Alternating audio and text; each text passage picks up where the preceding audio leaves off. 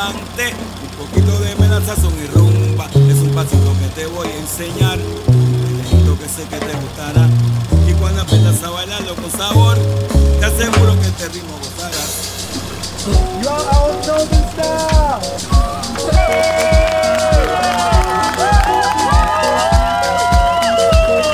Se baila así, se goza más. Se baila así, se goza más. Se baila así.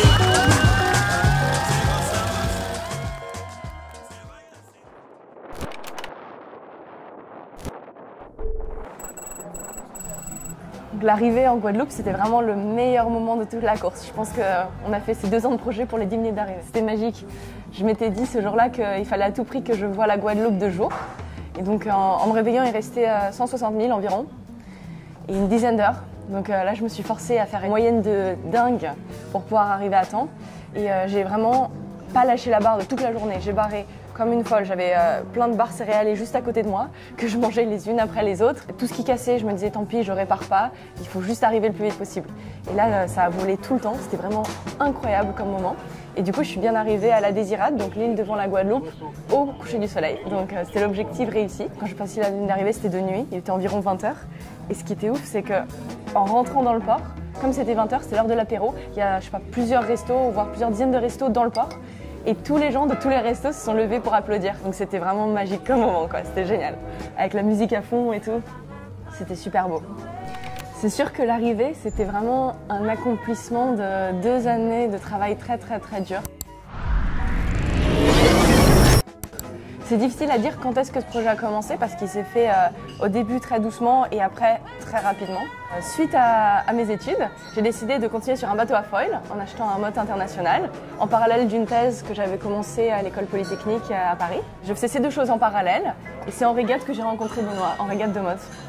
Ouais, bah effectivement, moi j'ai rencontré Caroline sur une régate en motte internationale où on volait et puis j'ai vu arriver avec sa détermination sans faille et elle m'a dit bah moi je vais faire du bateau à foil. Je lui ai dit bon bah très bien, vas-y, viens dans la communauté des motards fous, des gens qui volent sur l'eau. Et puis elle nous a un peu impressionnés. Petite anecdote qui la résume bien, c'est un jour il y avait un peu beaucoup de vent, elle est quand même partie naviguer et puis elle ne maîtrisait pas encore sa machine très bien et elle a fini par casser la baume sur sa tête. Elle a aussi cassé son casque. Puis bah en fait ça l'a pas dérangé, elle a continué. Elle était un peu KO pendant quelques minutes mais ça l'a pas empêché de continuer.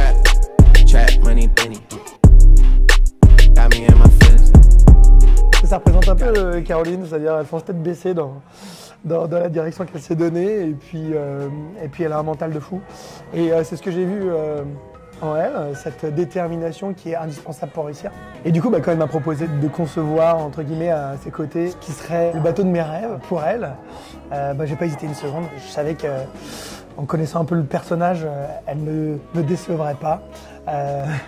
Et voilà, et c'est comme ça que j'ai sauté dans l'aventure. Moi, j'avais fait la Mini 10 ans plus tôt. J'avais passé 10 ans un peu à réfléchir, parce que c'est un peu mon dada, qu'est-ce que serait le bateau idéal pour faire une Mini Transat sur un bateau volant. Avec toutes mes expériences, j'avais quand même une idée très précise en tête.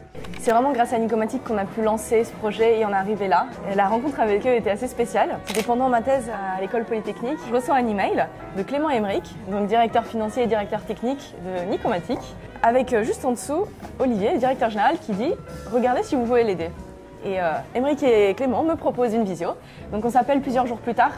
C'était pendant notre déplacement avec Benoît pour aller au lac de Garde en régate. Et d'emmener notre motte dans la montagne, ça c'est une super idée. Surtout quand c'est limité à 3,40 m. Donc on les appelle en voiture avec les 2 mottes derrière, c'était assez amusant. C'était tout un sketch dans les routes qui tournent là en Italie. C'était assez marrant.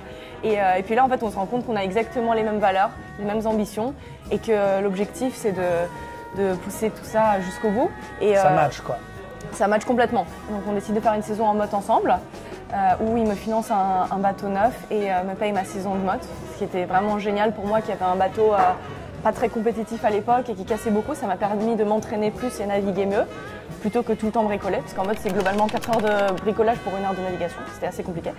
Et donc grâce à eux, j'ai pu aller jusqu'aux mondiaux, au lac de Garde, et au retour, on s'est arrêté avec Benoît chez eux, chez Nicomatic, et là on décide de lancer ensemble le mini à foil volant.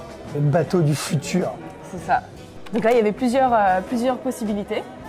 3 projets qu'on a envisagés. Donc le premier, c'était d'acheter un bateau à foil déjà existant. Le deuxième, c'était d'acheter un vieux bateau et de poser des foils dessus. Et le troisième, c'était de faire un bateau neuf à foil. Hi everyone, so I'm here at the boat yard and I'm going to show you my little mini. So we're working in Multiplast and this is how it looks like at the moment. It's cool, right? Je voulais reprendre les bases à zéro, faire un bateau vraiment révolutionnaire en poussant tous les curseurs à 100%. Et À fond, voilà. pas plus vite qu'à fond quoi. Exactement. Et faire vraiment un bateau qui fonctionnerait bien dans toutes les conditions. Donc en fait le constat c'est que 2013, l'année de ma transat, sur la Coupe de l'Amérique, les bateaux se sont mis à voler sur un parcours qui était réputé pas rapide pour ça. Donc là on a tous compris que l'avenir de la voile c'était de manière assez inconditionnelle sur les foils. Et du coup après ça, j'ai participé à la mise à foil du 747, donc c'est le premier mini à avoir eu des foils aussi grands. En fait ça marchait plutôt bien dans certaines conditions, mais quand même assez restreint, notamment pour un problème de poids et d'architecture. Donc en fait l'idée c'était de, face au constat que ce bateau-là avec un foil fonctionnait plutôt bien, on a vu les points forts et les points faibles de ce bateau-là, et l'idée c'était de construire là-dessus et de faire un bateau qui gomme ses points faibles et améliore ses points forts. Donc l'enjeu sur ce bateau c'était surtout de ne pas payer le turbo que l'on a quand on vole à basse vitesse ou quand il n'y a pas de vent, d'essayer de pouvoir utiliser ce turbo dans des conditions de mer largement supérieures, voilà, ce qui était quand même son gros point faible à ce bateau-là. Ok, donc le cahier des charges était simple, faire un bateau 100% volant qui aille vite quand on vole pas. Donc ça c'était le cahier des charges prédominant.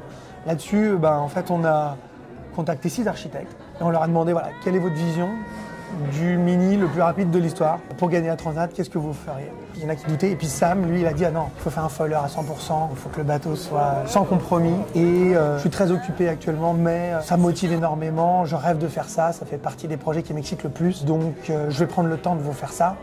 Donc là-dessus, Caro a dit non mais t'es sûr que tu vas pouvoir le livrer dans les temps? Parce que en fait, il faut que ça soit dessiné demain. Exactement, chose dite, chose faite. On est allés tous les deux chez lui un vendredi matin à 9h. On est ressortis à 17h, Benoît et lui, ils avaient dessiné sur une feuille de papier le bateau. Et lundi matin, dans ma boîte mail, il y avait la 3D du bateau. Donc on a eu la chance d'être hébergés par Multiplast qui nous a mis à disposition un espace juste à côté de l'IMOCA de Johan Richom, Arca Paprec. Donc on était en construction juste à côté de lui avec une équipe que du coup moi j'ai montée. Donc pour que ce projet soit une réussite, on a dû s'entourer des meilleurs. Donc il y avait Benoît qui était sur la gestion un peu technique du projet. Sur ce projet, j'avais le rôle de directeur technique. J'ai pris en charge tous les choix techniques sur la conception et la construction du bateau. Ensuite, j'ai eu un rôle de coach, que ce soit à terre ou sur l'eau, pour lui transmettre un maximum de mon expérience pour qu'elle puisse être au départ, être à l'arrivée et performer sur les courses. Sam, du coup, l'architecte. Malric, qui était directeur méthode et un peu chef de chantier. Puis Kylian, qui était responsable de la partie construction, production et spécialiste du carbone.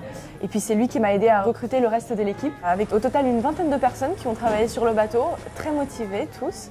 Et puis les stagiaires de Benoît qui sont venus aider sur le design et puis filer un coup de main sur le bateau aussi. Donc on était tous bien entourés et c'est ça qui a fait la grande réussite de ce projet. Et voilà, et 2 ans plus tard, Caroline a traversé l'Atlantique sur ce bateau, avec son lot de galères pendant les 2 années de projet. Ça nous a demandé un travail colossal, surtout à Caroline. Et voilà, on a encore 2 ans devant nous pour apprendre à encore un peu mieux l'utiliser et puis essayer de remporter toutes les courses. Parce que c'est l'objectif.